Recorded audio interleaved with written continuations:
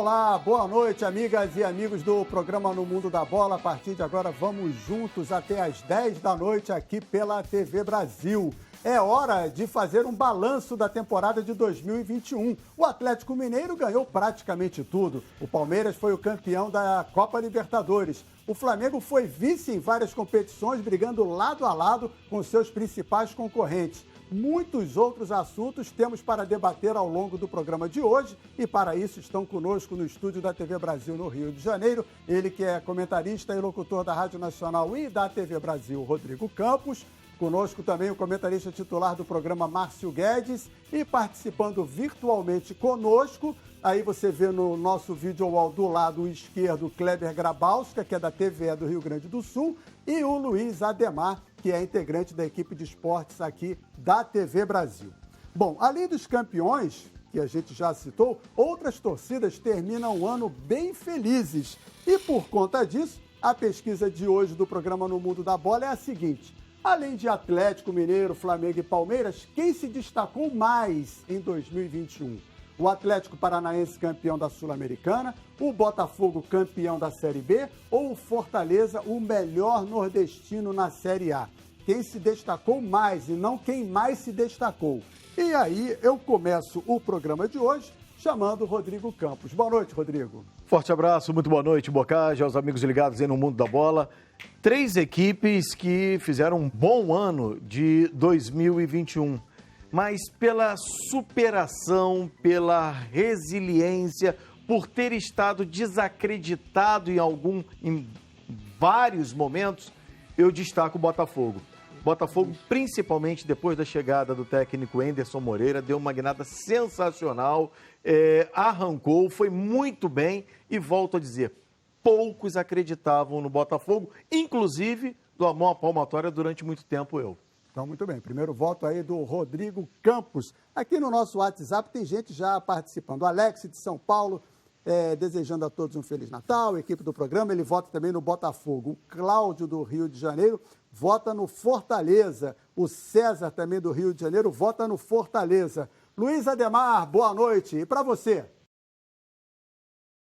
Boa noite a todos, amigos. Olha, eu quero fazer só uma menção honrosa ao Bragantino. Desde do seu planejamento ali, da sua parceria, o Bragantino planejou ganhar a Série B, ganhou. Planejou ir para a Sul-Americana, foi para a Sul-Americana e chegou na final. Planejou ir para a Libertadores e foi também. Então, seu planejamento vem seguindo à risca. Mas das 3 opções, eu quero votar no Fortaleza. Sensacional a campanha, o trabalho do treinador e a festa na última rodada do Campeonato Brasileiro que a torcida fez. É algo emocionante, é algo de torcida apaixonante. Eu fiquei, assim, admirado e ganhou um torcedor aqui de São Paulo na próxima Libertadores. Eu vou votar no Fortaleza. Muito bem, então. Voto pro Fortaleza. E a gente sempre no programa tem participações de fora do estúdio. Quem está conosco hoje é o jornalista Guto Ablas. Boa noite, Guto. Fala, galera ligada aqui no Mundo da Bola, prazer estar participando. Vamos responder essa pergunta: qual o maior destaque do futebol brasileiro fora Atlético Mineiro, Palmeiras e Flamengo? Para mim a resposta é simples, é o Fortaleza, o melhor representante do Nordeste na Série A do Campeonato Brasileiro. Um time que foi muito discutido durante a temporada, que depois que perdeu o Rogério, todo mundo disse que não ia encaixar mais na mão de ninguém. Fortaleza foi atrás do desconhecido Juan Pablo Vojvoda, conseguiu a contratação do argentino e ele chegou revolucionando, mudando a forma do pessoal olhar para o futebol do Nordeste, até porque esse ano teve uma grande discussão, muita gente duvidando da importância do futebol do Nordeste, muita gente falando que é mero coadjuvante no futebol brasileiro, e aí o Fortaleza foi lá, calou a boca de todo mundo, brigou por título em determinada parte do campeonato, mas depois mostrou que a briga era séria pela Libertadores da América. Inclusive, no final, conseguiu essa inédita vaga para a fase de grupos. Então, a mão do Vojvoda nesse time do Fortaleza, em um ano que se discutiu a importância do Nordeste no futebol brasileiro, mostra que, para mim, o Fortaleza é esse grande destaque. A incrível máquina do professor Vojvoda, que agora vai tentar fazer história também na América do Sul. Um grande abraço para você, amigo ligado aqui no Mundo da Bola. Prazer participar. Um bom final de ano para todo mundo. Valeu, obrigado ao Guto. Lembrando só que o Fortaleza fez 58 pontos e em 2013 o Vitória fez 59. Só que o Vitória terminou em 5º lugar no Brasileirão e o Fortaleza entrou no G4 e inclusive está na fase de grupos da Copa Libertadores.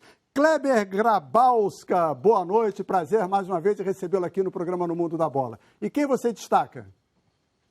Vou acompanhar o pessoal, vou de Fortaleza também. Acho que são 2 belas opções e o Ademar lembrou o Bragantino. A gente está vendo nesse momento do futebol brasileiro que organização e planejamento estão funcionando muito mais do que camisa. Tem muito time de grife, tem muita camisa pesada que está ficando para trás. O Fortaleza ele vem num processo de crescimento e como é importante destacar a Copa do Nordeste, como a Copa do Nordeste fez bem para os clubes da região, porque não é só o Fortaleza que vem nessa onda. A gente está vendo aí também na Série B, CRB, CSA, Sampaio Correia, fazendo grandes campanhas. Está certo que Sport e Bahia caíram, mas a Copa do Nordeste está aumentando a qualidade, o nível de competitividade dos clubes cearenses. E a gente viu há algum tempo o Fortaleza crescer com a chegada do Rogério Ceni, que implantou várias novidades na estrutura do clube, e agora tem um treinador que está fazendo uma história mais bonita do que o próprio Rogério Ceni. Tem que abrir o olho com o Juan Pablo Voivoda, e acho que o 2022 vai ser um ano de exigência, porque com o que o Fortaleza conseguiu, a régua aumentou. Vou dar um break aqui no programa. Luiz Ademar, o Kleber pede para você estar de olho. Você está de olho em alguém aí do seu lado? Tem algum gato te incomodando? Eu tenho sempre meu parceiro que fica aqui do meu lado, então fico só fazendo assim, calma, calminha. Eu tô vendo que tem um gato querendo aparecer no ar essa noite. Daqui a pouco ele quer falar um Feliz Natal aí, viu? Muito bem, vamos chamar agora o Ronan Oliveira, ele é de Minas Gerais e opina também na nossa pesquisa. Boa noite, Ronan. Boa noite, amigos do programa No Mundo da Bola. Além de Atlético, Flamengo, Palmeiras, que fizeram campanhas realmente notáveis, eu gostaria de destacar o trabalho realizado no Botafogo, a conquista da Série B do Campeonato Brasileiro. Trabalho desenvolvido pelo técnico mineiro Anderson Moreira, que pegou o Botafogo meio que caindo pelas tabelas na competição de acesso à Série A e pegou o elevador e não parou mais, né? Acabou conquistando o título e voltando a equipe da Estrela Solitária à elite do futebol brasileiro. Então, o meu destaque é o Botafogo, campeão da Série B do Campeonato Brasileiro. Tá falado? Grande abraço a todos, uma ótima noite e um feliz ano novo, um 2022 com muita paz, muita luz para todos nós. Valeu! Valeu, Ronan. Obrigado aí pela participação. No WhatsApp, o Ramon de São João de Meriti. Boa noite. Concordo com o Ademar. Eu voto no Bragantino, mas o Bragantino não está na nossa pesquisa. O Silva de Recife. Boa noite, amigos. Sou o Francisco Silva. Moro em Sorocaba. Minha resposta é a opção C, que é o Fortaleza. O Pablo de Recife. Fortaleza, o melhor nordestino da Série A, diz ele aqui. E o que diz o Rodrigo Vessone? Boa noite, Rodrigo.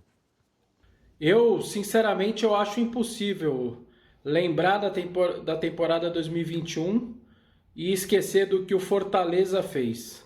Com o orçamento que o Fortaleza tem, com todas as dificuldades que o clube tem no seu dia a dia, chegar em 4º colocado no Campeonato Brasileiro, ficando à frente de outros clubes com folhas salariais muito mais robustas, isso para mim é um feito histórico de Voivoda, e seus jogadores esses que eram ali, deixaram outros clubes em baixa e ele transformou todos eles num grande time. Então, o Fortaleza, para mim, em 2021, tem que ser lembrado sempre.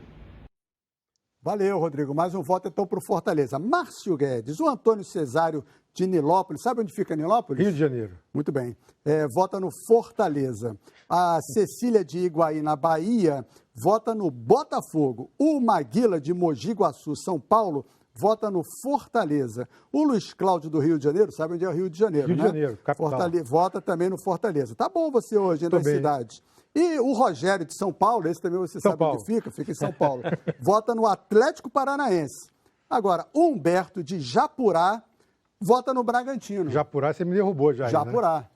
Japurá tem cara assim de Bahia? De Bahia. Meu amigo Kleber Grabowska, você sabe onde fica Japurá? Não, mas a gente já vai já apurar isso aí. Já apurar. Foi rápido, hein? Já vai apurar. Já o Ademar pesquisa, né? Quer que eu pesquise aqui? Eu rapidinho. Não deu tempo dele Não deu tempo ainda. O Rodrigo também não sabe onde fica. Não. Eu achava que o Kleber saberia, porque fica no Paraná. Engraçado, já apurar, Paraná, parecido. Paraná, pois é, errou. Todos erraram. 4-0 para o apresentador. Eu ia acertar, claro, estava pesquisando. Mas, Kleber, eu gostei do já apurar, hein? Boa essa, hein? Valeu. Entra para o hall aqui. E então, Márcio Guedes, para você? Boa noite a todos. Olha, é claro que eu não vou deixar de elogiar muito a campanha belíssima do Fortaleza, o trabalho pontual do Vojvoda foi realmente espetacular, e também o Botafogo, né? Que teve uma reação esplendorosa na Série B, saiu do 14º lugar, não parou de ganhar, foi campeão. Meu amigo Rodrigo, o grande vascaíno, teve assim a dignidade de lembrar o Botafogo, mesmo com as dores do derrotado. Então, a torcida do Botafogo agradece a ele, mas infelizmente eu vou por outro caminho. Eu vou para o caminho do Atlético Paranaense, porque eu acho que o Atlético Paranaense é um clube que está estruturado cada vez mais, foi campeão da Sul-Americana, então um título magnífico, foi a final da Copa do Brasil, teve a má sorte de levar 4-0, muito em função das condições físicas ruins do Nicão, também do Kaiser. O time teve desfalques, mas deu uma demonstração de muita garra no segundo jogo. A torcida do Atlético Paranaense deu um show espetacular. E se a gente for olhar também a questão de torcida e da melhor forma de você apoiar seu clube, coisa inédita no Brasil, hein? O Flamengo, por exemplo, no jogo com o Santos, tinha acabado de perder a Libertadores, a torcida foi em peso.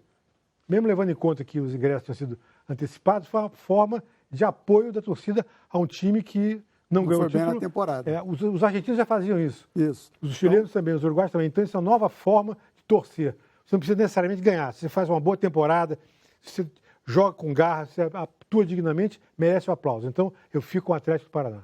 Muito bem. Com o voto, então, do Márcio Guedes, a gente vai encerrando a pesquisa por aqui. Além de Atlético Mineiro, Flamengo e Palmeiras, quem mais se destacou em 2021? O Atlético Paranaense, o Botafogo ou o Fortaleza.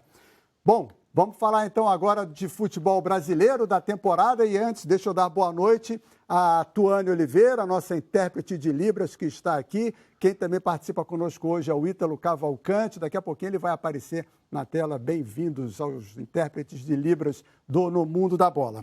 Vamos falar então, começar a fazer um balanço da temporada do futebol brasileiro. E eu começo logo com São Paulo. Ademar, o que você destaca em 2021 em São Paulo? Olha, quero destacar o São Paulo, que saiu da fila de que não ganhava um título aí desde 2012 e ganhou o título paulista. E aí você fica com aquela sempre dúvida, mas o estadual serve de referência? Por que eu estou falando do São Paulo? Porque o São Paulo no estadual atropelou todo mundo e tal. Teve uma derrota que foi para o Novo Horizontino, que foi com uma arbitragem meio esquisita da Edna, que não deu um pênalti claro, que ela depois reconheceu e tal, mas fez um campeonato exemplar. Aí chegou no Campeonato Brasileiro, as 10 primeiras rodadas demorou para poder ganhar uma vitória, fez uma campanha horrorosa. Na Copa do Brasil, tomou a paulada do Fortaleza lá de 3. Na Libertadores, tomou outra paulada do Palmeiras de 3. Enfim, foi uma temporada sofrível, quase caiu, faltando 4, 5 rodadas ali do Brasileiro para poder... falar que consegui 45 pontos, depois percebeu que 45 não dava certo, precisava do 46 e aí venceu o Juventude na antepenúltima rodada e escapou. Então, por isso eu quero destacar o São Paulo, porque nem sempre o estadual, e olha que na minha interpretação, não sei você provavelmente de vocês, o Campeonato de São Paulo é o mais rentável financeiramente, cada clube ganha 30 milhões para participar do estadual, 28 milhões foi a cota de cada clube só para participar. Aí o São Paulo, que foi campeão, foram mais 5 milhões. Então, ele é rentável, ele é competitivo. São 5 times da Série A do brasileiro que disputam. Aí o campeão da Série C disputou também, porque foi o Ituano. Enfim, da Série B você tem a Ponte Preta e o Guarani. É um campeonato forte. Mas mesmo assim não serviu de referência para um time que foi do céu, os 4 primeiros meses, para um inferno total no ano inteiro. E aí, no caso, Kleber... com essa análise do Ademar, o Palmeiras sobra na turma, então. Nesse final de ano, você pode dizer que o Palmeiras sobrou na turma dos paulistas. É o que teve a temporada mais tranquila, né? Teve um investimento e no fim, mesmo com toda a contestação que existia em relação ao trabalho do Abel Ferreira, ele comprovou mais uma vez no momento decisivo a vitória contra o Atlético lá no Mineirão, no pau a pau com um time que foi a grande sensação da temporada. O Abel foi preciso, foi cirúrgico em montar uma estratégia que funcionou, bastante criticado no primeiro jogo e depois no confronto contra o Flamengo de novo, a estratégia do Abel funcionou. Tirou o Felipe Melo, montou um outro plano tático e funcionou. Então, acho que o Palmeiras ele tem um investimento muito maior. Eu não acho o futebol do Palmeiras vistoso, bonito, agradável de ver, mas o Abel Ferreira ele é estratégico, foi muito bem. Acho que é o único, né? Acho que foi a exceção dentro do quarteto de gigantes de São Paulo. O Corinthians, Márcio Guedes, chegou em 5º lugar no final do Brasileirão e, ao que parece, está montando uma seleção para o ano que vem. É o que se pode esperar como o maior concorrente do Palmeiras? Sem dúvida, né? O Silvinho chegou no meio da temporada, o Corinthians estava muito mal, vieram os reforços importantes, né? O Renato Augusto. O Corinthians melhorou, mas mesmo assim foi sempre uma trajetória irregular. O Corinthians ganhava em casa, perdia fora. O último jogo foi meio estranho com o Juventude, eu acho que o time jogou sem vontade de ganhar o jogo. Enfim, é preciso... O presidente do Corinthians deu uma entrevista recente falando desses reforços novos. Acho que o Corinthians tem torcida, tem história, mas eu acho um clube endividado ao extremo, muito complicado de você imaginar o Corinthians profissional, tão profissional, digamos, quanto o Palmeiras. Eu não sei se a conquista de títulos e os consequentes prêmios vão ser suficientes para pagar dívidas e, ao mesmo tempo, manter um elenco profissional tão poderoso e tão milionário. Então, para mim, apesar dos bons propósitos e de uma mudança de rumo, para mim é um ponto de interrogação o Corinthians nesse futuro próximo. Eu ainda acho que o Palmeiras está meio sozinho no futebol paulista, até porque o Santos me parece muito limitado, com problemas sérios, e o São Paulo, ao contrário do que meu amigo Ademar falou, achei que fez uma temporada muito ruim. O título do Paulistão foi uma coisa boa no momento, porque há muito tempo não ganhava, a torcida ficou alegre, mas a campanha do brasileiro foi ridícula, a administração interna teve erros crassos, é um clube defasado na sua estrutura, na sua maneira de enxergar o futebol, contratações que não deram certo, um time apático, um time que dava raiva de você ver jogar. Então, para mim, o São Paulo foi a grande decepção, para mim, do futebol paulista esse ano passado. Agora, se quiser, depois eu falo do Carioca, né? Não, o Carioca vai ser ao longo do... É claro, a gente vai falar também. Mas o Ademar falou mais ou menos isso. No início do ano, o São Paulo foi bem, depois decepcionou. Eu entendi, mas foi pouco para justificar um ano tenebroso para mim do São Paulo. Foi só para contestar, meu amigo. Deixa eu só fazer uma coisa para você. Eu estava fazendo umas anotações, eu tenho até aqui anotado, porque era uma coisa que eu estava analisando. O Corinthians tem o Cássio, 34, mas é goleiro, mas você já vê que a temporada dele já não foi tão boa. Ele é um goleiro pesado.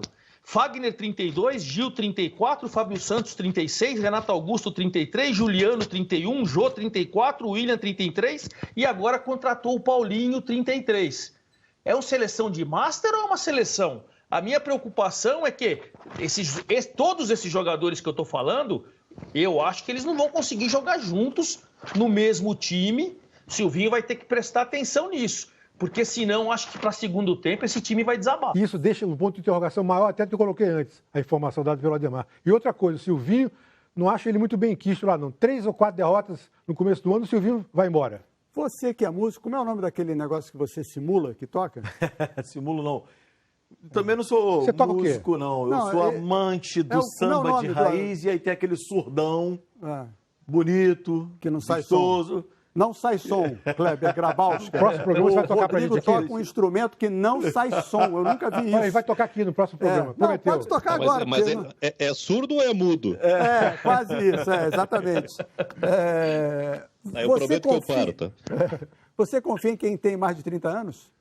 Bom, numa temporada longa e exigente, como normalmente temos no futebol brasileiro, eu acho que você montar um time com 80% dos jogadores nessa faixa de idade é bem arriscado. Mas tendo um Hulk serve, né?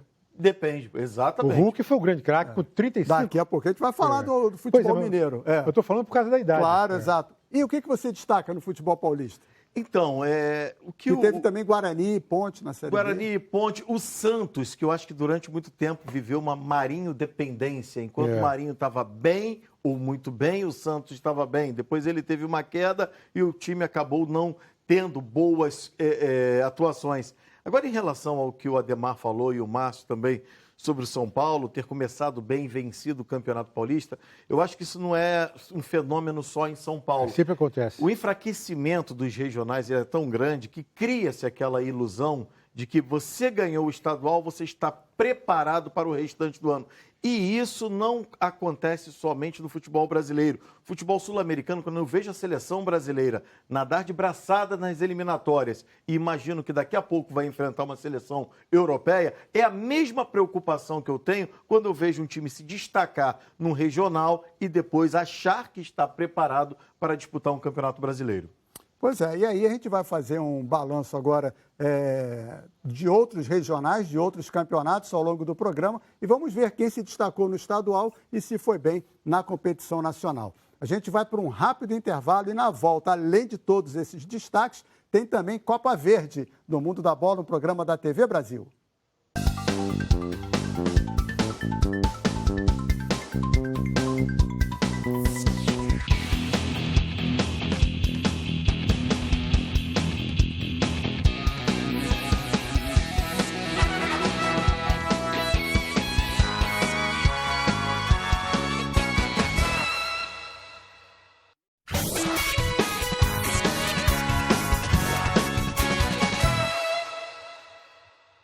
Estamos de volta falando da final da Copa Verde, transmitida pela TV Brasil. Remo e Vila Nova decidiram o título no estádio Baenão. Depois de um empate sem gols no primeiro jogo, outro resultado em 0-0. O jogo acabou decidido nos pênaltis. Com o placar igual em 2-2, o goleiro Vinícius do Remo defendeu 2 pênaltis, garantiu o título e virou o herói do Leão do Norte, que levantou a taça inédita. Festa com a imagem aberta.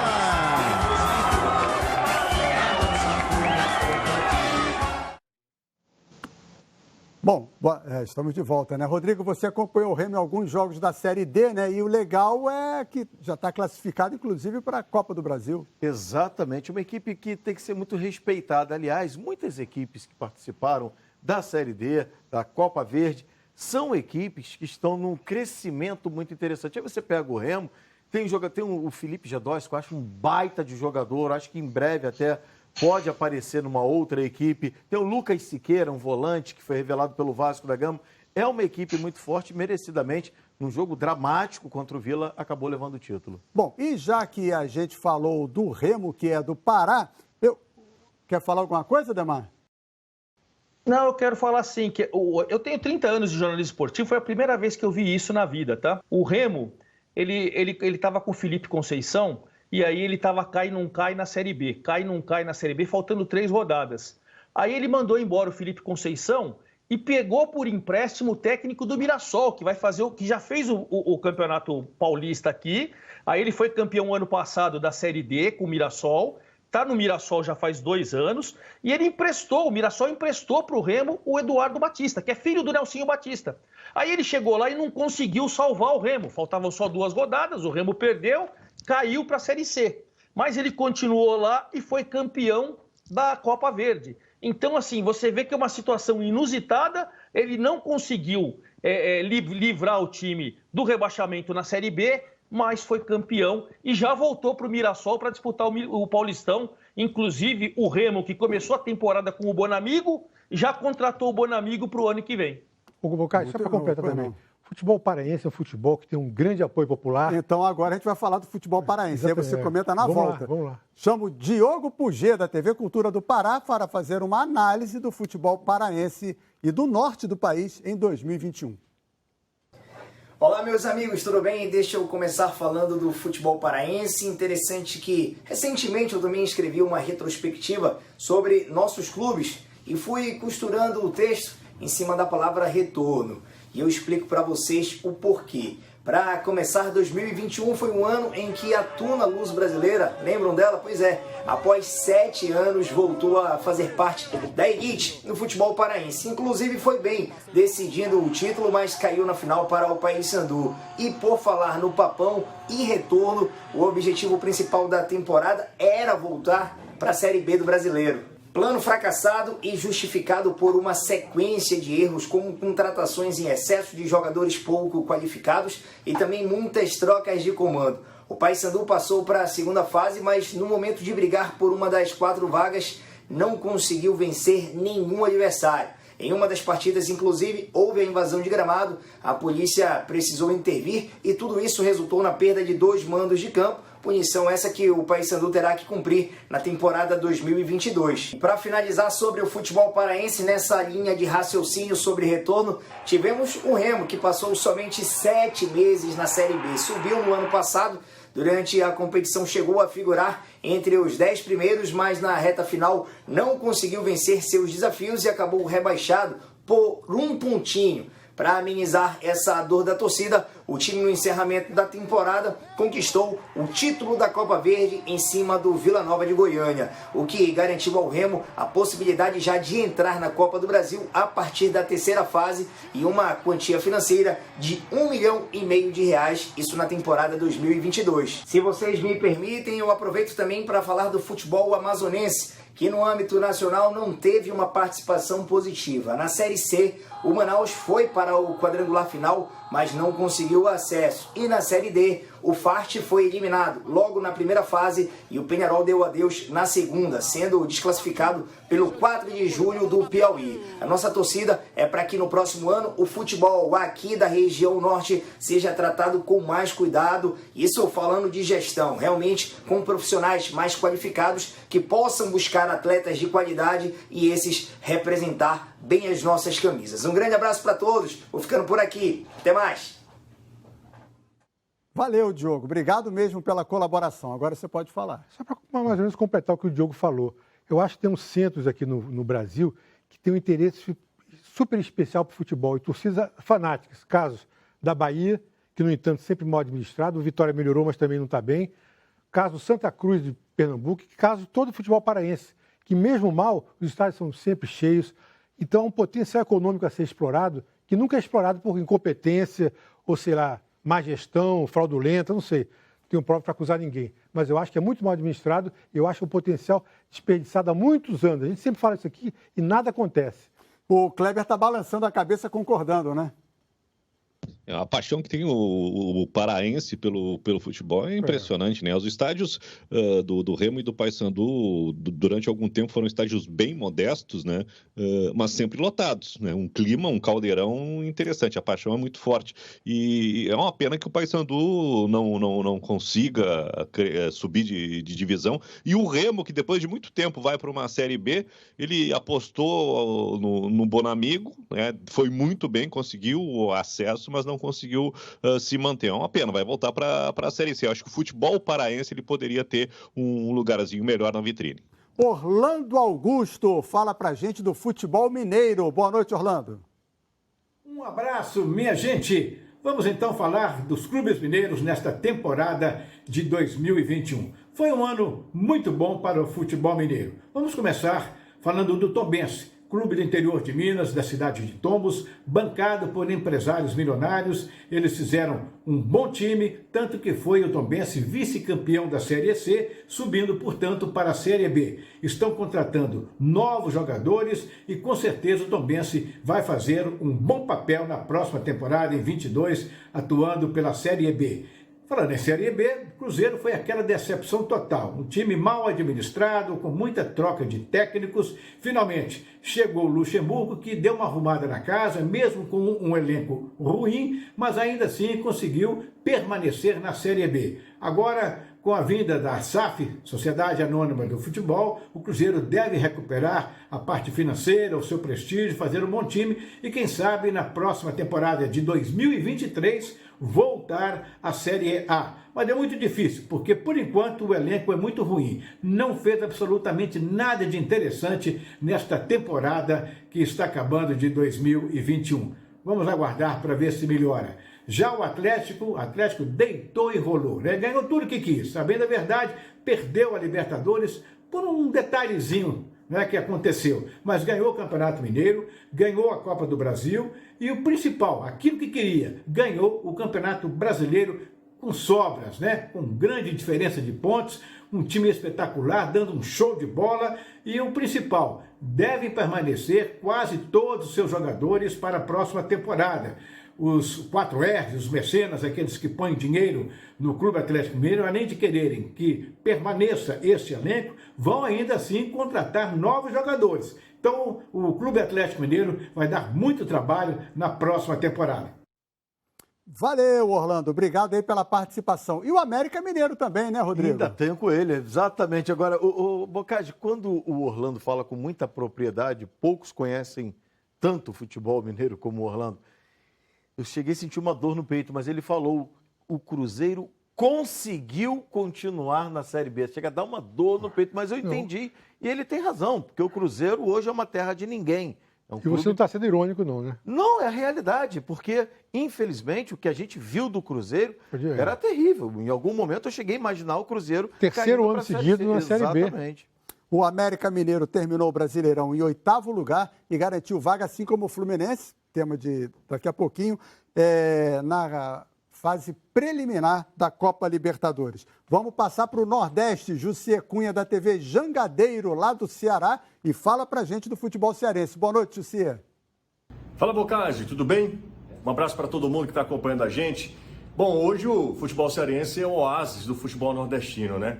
Das 4 equipes que representavam a região na Série A do Campeonato Brasileiro, restaram Ceará e Fortaleza. Os dois, a dupla, continua na elite do futebol brasileiro e alcançando números muito positivos. Sobretudo Fortaleza, que terminou na 4ª posição esse campeonato de forma surpreendente. Ninguém imaginava uma campanha do Fortaleza. O time fez 58 pontos. Foi a melhor campanha de um time nordestino na Série A, na era dos pontos corridos. Bateu, inclusive, o Vitória de 2013, quando foi 5º colocado. O Fortaleza realmente conseguiu um feito e assim chegando à fase de grupos da Libertadores. Também é uma façanha, nunca o nordestino chegou à Libertadores via Campeonato Brasileiro, era de pontos corridos. O Ceará também sempre esteve ali no meio da tabela, em um dado momento alugou a 7ª posição, terminou em 11º, repetindo o que fez ano passado e também chegando à sua 2ª competição internacional. Se a gente fizer um comparativo com os nossos concorrentes diretos de região, o Bahia e o Sport caíram e ninguém da B subiu para a Série A do Campeonato Brasileiro. Por isso, 2021 foi um grande ano do futebol cearense, claro, em nível nacional, sem citar também a semifinal do Fortaleza na Copa do Brasil. Grande ano e tomara que a gente tenha um 2022 tão promissor quanto esse ano que está se encerrando. Um abraço a todos. Valeu, o Jussier falou aí dos pernambucanos, o Santa Cruz caiu, o Sport caiu e o Náutico não subiu. Então, realmente, o futebol pernambucano ficou devendo em 2021. E o Elton Serra, que é da TVE da Bahia, fala pra gente sobre o futebol baiano. Boa noite, Elton. Fala, pessoal, tudo bem? Pro futebol da Bahia não tá tudo bem. O Bahia acabou sendo rebaixado para a Série B do Campeonato Brasileiro, apesar de ter feito um primeiro semestre razoável, ter conquistado a Copa do Nordeste contra o Ceará nos pênaltis, mas passou o Campeonato Brasileiro inteiro brigando para não cair e acabou sendo rebaixado, vai ter que disputar a Série B em 2022. Série B que o Vitória não vai disputar. O Vitória, que fez um primeiro semestre muito ruim, inclusive nem se classificou para as fases finais do Campeonato Baiano, acabou ficando na zona de rebaixamento quase o campeonato inteiro da Série B e vai disputar a Série C em 2022. A Bahia ainda teve o Jacuipense, que disputou a Série C do Campeonato Brasileiro, mas acabou caindo para a Série B, para a Série D, perdão. Ou seja, os 3 times principais da Bahia em 2021 acabaram sendo rebaixados. Vai ser um 2022 de reconstrução. O Bahia tentando voltar à elite do futebol brasileiro, o Vitória tentando retomar os trilhos, porque administrativamente vem muito mal e tenta voltar à Série B da competição, enquanto os clubes do interior tentam alcançar a Série C nacional. Valeu, pessoal, um bom 2022 para todo mundo e até a próxima. Valeu, Elton Serra, obrigado. A gente vai falar do futebol do sul do país com o Kleber, mas antes, Ademar, rapidamente, Bahia e Pernambuco deixaram a desejar se a gente olha para o Ceará, né? e principalmente, como nós já falamos aqui, todos têm torcedores que lotem os estádios, né? O Sport, a Ilha do Retiro está sempre lotado, o Santa Cruz que rebaixou também, o Bahia, o Vitória. Gente, o que está acontecendo administrativamente com esses gigantes do futebol do Nordeste, a gente fica estarrecido. Assim, o tempo todo o Bahia e o Vitória brigando para não cair. Não foi que eles tiveram parte na meio da tabela, não, é sempre lá embaixo. O Santa Cruz foi lanterna o tempo todo na Série C. Num grupo com 10 times, ele foi o 10º o tempo todo. E como bem disse o nosso amigo, a Jacuipense também, que estava na Série C, caiu também. Pô, que situação. Fiquei, assim, decepcionado com a Bahia e com o Pernambuco, sinceramente falando. Vamos falar do Sul, então. Kleber Grabowska está aqui, ele que é da TVE do Rio Grande do Sul. Você quer dividir Paraná e Rio Grande do Sul ou vai tudo num pacote só, Kleber? Tá contigo. Vamos por parte, né? Porque o Ademar está falando da decepção que é o futebol nordestino. Aqui também no Rio Grande do Sul, acho que foi um péssimo ano. O Rio Grande do Sul não foi protagonista em nada. E a respeito dos estaduais, o Grêmio mais uma vez ganhou o Campeonato Gaúcho e a gente diz aqui que o gauchão é um engana-bobo, porque tu sai com a impressão de que a coisa tá certa. E o Grêmio, eu acho que dava sinais de decadência, de alguma crise que só não era externada, porque o Renato abraçava tudo. O Renato era muito forte dentro do Grêmio, era tão forte quanto o presidente Romildo Bolzan. Tanto que o Renato foi demitido por não ter classificado o Grêmio para a Libertadores, perdeu a vaga para o Independiente del Valle, e aí se escancarou uma crise de administração dentro do departamento de futebol. Contratações caras, equivocadas. O Grêmio rescindiu o contrato com o goleiro Vanderlei, pagando 7 milhões de rescisão. O Paulo Sérgio está recebendo Paulo Vitor está até agora recebendo o salário do Grêmio. O Grêmio fez aquele troca-troca com o São Paulo pelo Luciano. O Everton aqui não jogou ganhando uma barbaridade. Então o Grêmio administrativamente foi muito mal dentro do futebol. E bastou o Renato sair para se escancarar isso. Tanto que o Grêmio deu no que deu, né? Foi rebaixado. E essa é a pior notícia do futebol gaúcho. Mas esse fracasso do Grêmio, ele escondeu a incompetência do Inter, que trocou a gestão. O Internacional foi quase campeão brasileiro, no detalhe não foi campeão brasileiro depois de vários anos com o Abel Braga, e a nova direção, com o presidente Alessandro Barcelos, resolveu romper com o Abel Braga e apostar numa nova filosofia de futebol. Trouxe o Miguel Ángel Ramírez, que não sabia nada do futebol brasileiro. Os jogadores não compraram a ideia do Ramírez, e o Internacional fracassou ao longo de toda a temporada. Foi eliminado na Copa do Brasil por esse Vitória, que caiu para a Série C, na Libertadores para o Olímpia, que não apresentou nada de novo, e no Campeonato Brasileiro, mesmo que o Inter tivesse vivido um grande momento, que foi golear o Flamengo por 4-0 no Maracanã, a grande conquista, o grande momento do Inter foi ganhar o Grenal, para ajudar o Grêmio a rebaixar, e o Inter transformou aquilo numa epopeia. Eu acho que é muito pouco para o Internacional. Então, os dois grandes do Rio Grande do Sul foram muito mal. A única boa notícia do futebol gaúcho na temporada foi a permanência do Juventude na Série A. E se a gente pegar o trabalho do Marquinhos Santos, que foi treinador do Juventude no primeiro turno, e depois trocado pelo Jair Ventura, e somar com o trabalho que ele fez no América Mineiro, colocando o América em 8º no Brasileiro, olha, o aproveitamento do Marquinhos Santos como treinador nessa temporada foi muito bom. E aí no Paraná, a gente teve o Curitiba subindo para a Série A, o Atlético campeão da Copa Sul-Americana e finalista do Campeonato Brasileiro, e de quebra na região sul, o Avaí de Santa Catarina também subindo, né, Kleber?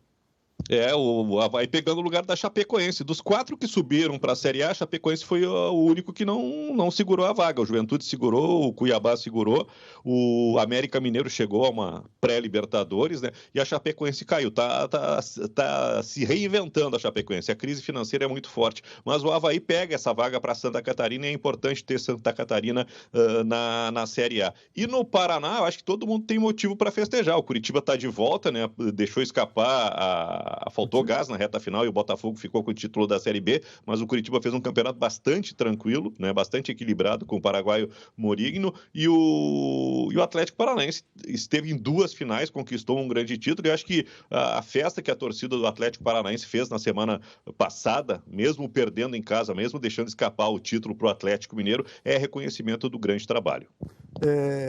Muito bem. Eu falei Atlético Paranaense campeão brasileiro, vice-campeão da Copa do Brasil, é claro, né? Fala, Ademar. Eu só ia falar que todo mundo não. No Curitiba, o Paranazinho caiu. Então, vamos falar da tristeza do Paranazinho, que na Série C ele caiu para a Série D.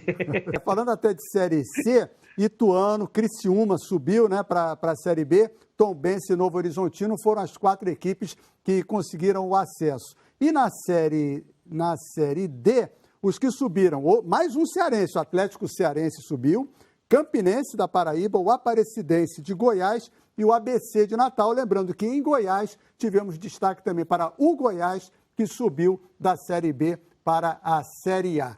A gente vai para um rápido intervalo e na volta vamos destacar a Série D e falar do futebol carioca no Mundo da Bola, um programa da TV Brasil.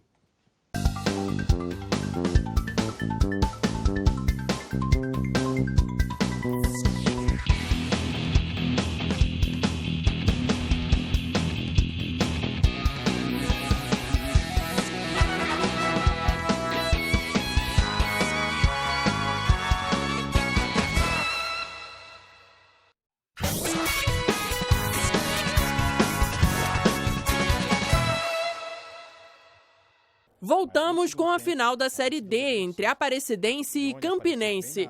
Missão cumprida para os goianos. O Camaleão empatou com o Campinense em 1-1 no estádio Aníbal Toledo. O time goiano tinha vencido o jogo de ida em Campina Grande e levou a melhor no placar agregado. Foi a primeira vez que uma equipe do Centro-Oeste conquistou o título da 4ª Divisão Nacional, criada em 2009. Bacana, né, Ademar? Você que acompanha sempre aí essas competições no seu blog, foi bem legal, né? Muito legal. Acho que primeiro que a Aparecidense no ano passado, ela bateu na trave. A hora que você chega ali nas quartas de final, ela pegou o Mirassol. O Mirassol foi até o campeão e subiu, e não subiu por esse detalhe. Pegou um time forte também e acabou batendo na trave. Esse ano fez a mesma bela campanha da temporada passada, subiu, foi para a final e ganhou merecidamente o título. Eu fiquei da Série D toda, o Castanhal na primeira fase fez a melhor campanha disparada, mas até comentei com vocês aqui num programa que ele, e sem menosprezo, por favor, ele pegou uma chave que tinha times de Roraima, de Rondônia, da Amazonas, que não são centros tão fortes de futebol. Então, quando ele chegou logo no primeiro mata-mata, ele caiu. O segundo de melhor campanha, bem pertinho do Castanhal, foi a Ferroviária do Elano, que foi mantido para o Paulistão. A Chapecoense fez uma proposta tentadora para ele não foi, ficou para o Paulistão porque vai ter Série D de novo agora em 2022. Então, o Elano fez uma campanha brilhante, pegou o Atlético Cearense, jogou melhor que o Atlético Cearense nos 2 jogos, mas não conseguiu matar o jogo. Foi para os pênaltis e nos pênaltis foi eliminado. Então, para mim, só o detalhe é que a Ferroviária, eu fiquei com dó da Ferroviária pelo planejamento, pelo trabalho feito, mas o título da Aparecidense e o acesso, a gente vê o ABC voltando, isso também é muito legal. Então eu gostei muito do nível da Série D. Muito bem, falando então agora do balanço do futebol carioca. Tivemos o campeonato estadual, o Flamengo campeão, um time do Rio foi o campeão também da Supercopa do Brasil, o Flamengo venceu nos pênaltis o Palmeiras. Tivemos o Botafogo, campeão da Série B, e o Vasco, que permanece na Série B no ano que vem. Márcio, você como último campeão, a temporada do Botafogo, valeu? Nota 9? Em parte valeu. O primeiro semestre foi muito ruim, um estadual ridículo, né? O Chamusca fez um trabalho negativo. No meio do Campeonato Brasileiro houve aquela mudança por pressão da torcida e a chegada do Anderson mudou tudo e foi impressionante. A alegria do botafoguense foi mais pela maneira como o time foi campeão e teve o acesso, não pelo fato só de ter subido. E até porque no início era desacreditado. Exatamente, estava do 14º lugar, de repente o Botafogo foi ganhando, chegou então à liderança com 5 pontos de vantagem sobre o segundo. E com alguns jogadores interessantes. Souberam resgatar, por exemplo, o Carli, o Chay foi uma boa contratação que veio da Portuguesa, teve o Oyama, que veio do Mirassol, né? E ainda o Navarro, que é uma cria, veio da base, jogador de bom nível, talvez o Botafogo nem consiga sustentar, mas foi um foco positivo. Agora, melhor do que isso, a expectativa é interessante para até um investimento árabe que está se falando aí, que pode vir ano que vem, o Botafogo, então, criar uma estrutura profissional melhor e ter a substância para continuar fazendo boas campanhas, que não adianta subir e cair. Kleber Grabauskas, aí do Sul, o que você diria da temporada do Flamengo? Decepcionante, porque a gente tem uma ligação direta aqui, porque durante muito tempo o Renato disse que o sonho de consumo dele era trabalhar no Flamengo, e quando ele chegou no Flamengo, disse, é questão de tempo, o Renato vai derrubar o Tite na seleção brasileira. Com o Flamengo, o Renato vai mostrar toda a qualidade como treinador, mas o Renato ele não teve repertório para a necessidade do Flamengo. Tudo aquilo que a gente estava elogiando do Abel Ferreira, na estratégia, no pensamento de jogo, faltou para o Renato na hora da decisão, né? Sucumbe diante do Atlético Paranaense na Copa do Brasil, perde o título pro Palmeiras na final da Libertadores, e no Campeonato Brasileiro não teve gás para acompanhar o Atlético Mineiro. Então acho que o Flamengo, para mim, mesmo que tenha começado muito bem, ainda com o resquício do Ceni na virada da temporada 2020 para 2021, na reta final, acho que faltou muito, fez uma escolha errada, e o Flamengo não pode ficar se debatendo atrás de treinador. Acho que o Flamengo é muito grande com o que tem para ficar dependendo de treinador, né? Quando você falou do Grêmio, da saída do Renato, eu pensei exatamente no Flamengo, porque ele saiu e também deixou uma terra arrasada lá. Era esperado isso dele ou realmente surpreendeu? Não, mas surpreende, porque eu acho que o Renato, ele falava que quem tem obrigação de conquistar título, jogar bonito, é o Flamengo, que investe, não me lembro qual é o número que dizia, 400 milhões. 200 milhões, né? E o Renato, acho que ele morreu pela boca, né? O Renato, aqui no Rio Grande do Sul, ele tem a idolatria de ser o maior jogador da história do Grêmio. Então ele falava, as pessoas, tudo bem, o Renato sabe o que está fazendo. Só que o xalalá dele que ele usava aqui no Sul não colou no Rio de Janeiro. Quando tu aprofundava a questão tática do Renato no Flamengo, as explicações não colavam, né? Por uma questão de justiça, a culpa não foi só do Renato, não. O Renato não é estrategista, todo mundo sabia disso, mas ele encontrou a estrutura do Flamengo ultrapassada, inclusive departamento médico, departamento técnico. O Flamengo estava querendo disputar todas as competições com o seu elenco, vários jogadores se lesionaram, alguns inclusive relaxaram na sua vida pessoal, na sua vida profissional. Mas dizem que a culpa foi dele. Não, mas não é só o Renato, não. Acho que a diretoria do Flamengo tem culpa no cartório e ele saiu como bode expiatório, porque o Renato, todo mundo sabia quem era o Renato. Nunca foi estrategista. Foi sempre um grande motivador. Podia ter estado bem. Por que não? O Flamengo podia ter ganho o Palmeiras na decisão da falha individual. Podia, exatamente. Não foi a culpa do Renato. Então, vamos com calma. Ele teve certa culpa. Teve a sua culpa, realmente teve, mas... Diga, Kleber. Um dos grandes méritos do Renato, né, e talvez o que vai ficar, é a recuperação do Michael, né? Sim. Justamente nisso que o Márcio está colocando de qualidade pessoal, de homem de grupo, né? Você gostou dele na seleção do Brasileirão? O Michael, sim. Ademar gostou também, né?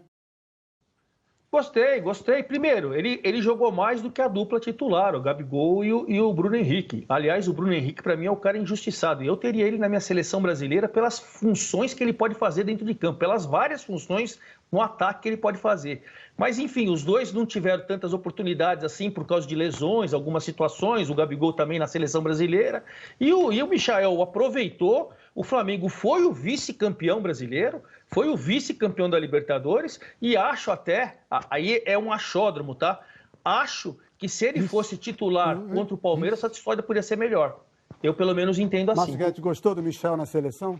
É o nosso grande peladeiro, né? Peladeiro, como peladeiro não é... Paulo Garritano. Mas estou falando peladeiro no bom sentido. O Garrincha foi um peladeiro genial, né? Então, acho que foi merecido, mas provou também como o elenco do Flamengo se desgastou, perdeu o brilho, porque um time que tinha Bruno Henrique, Gabigol, não é? Everton Ribeiro, Arrascaeta, sei lá, todos eles ficaram em segundo plano. Então, mas acho que o Michel mereceu, sim. Um levantamento feito ao final da temporada, dos 70 jogos que o Flamengo fez, esses 4 jogadores estiveram em 19 apenas. Você vê, né? Isso é sintomático, né?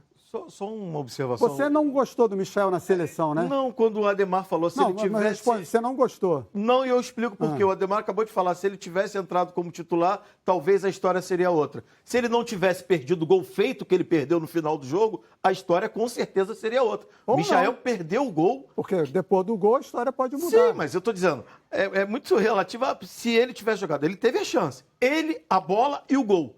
Ele perdeu o gol. Não acho ele um peladeiro.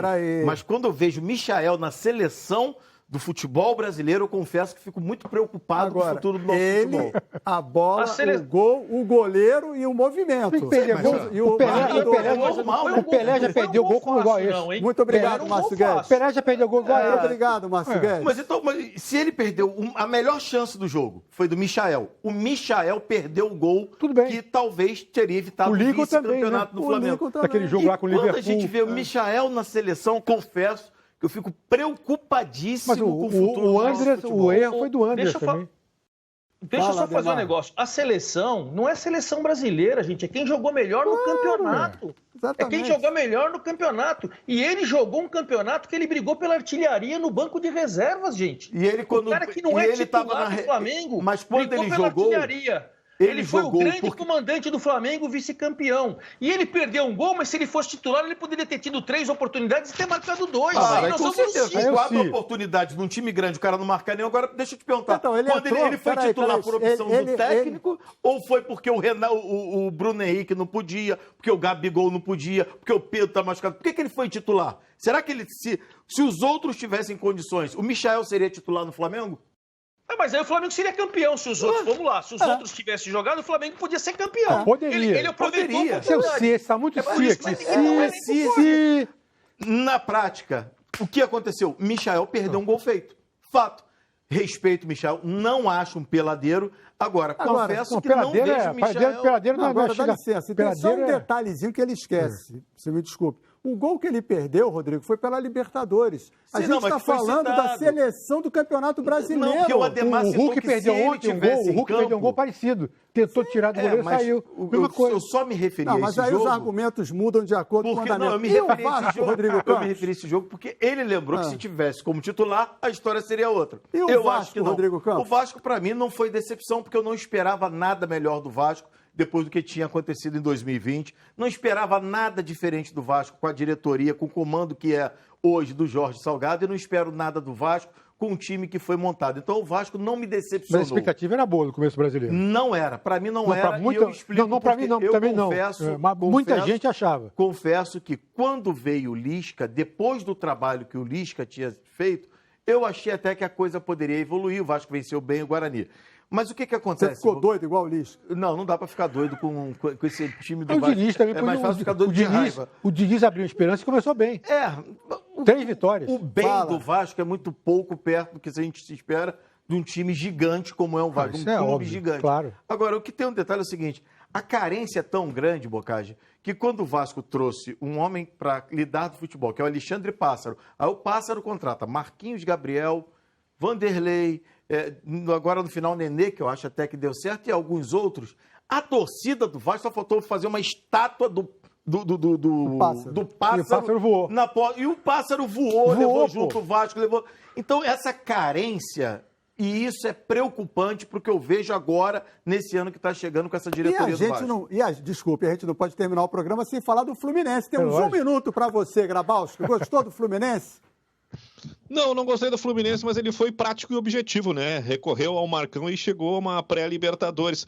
Acho que o Fluminense ele fez uma reformulação de grupo que deu mais ou menos certo, né? Tanto que tá fazendo outra nesse começo de temporada, né? Tomara que o 2022 do Fluminense seja melhor, mas acho que chegar numa Libertadores, numa pré-Libertadores, é pouco para a grandeza do Fluminense. Você tem 10 segundos para falar do Fluminense. A esperança do Fluminense são as contratações que vem aí. O William do Palmeiras, né? É um deles. Pode ser que o time melhore. Vamos ver. Vamos ver. Sei se Abel Braga de treinador. Abel de treinador, que é da casa, conhece muito bem o Fluminense, né? O nosso Felipe Melo, que vem do Palmeiras, como líder. Então vamos esperar. Vamos aguardar então. Kleber Grabowska, direto do Rio Grande do Sul. Obrigado, Luiz Ademar, de São Paulo. Valeu mesmo. Obrigado, Márcio. Obrigado, Rodrigo. Obrigado a você que nos acompanha. Obrigado também, Ítalo e Tuane, que estiveram conosco aqui como intérpretes de Libras. Domingo que vem, já na virada do ano 2022, a gente volta. Boa passagem de ano para vocês. Até domingo, 9 da noite. Tchau!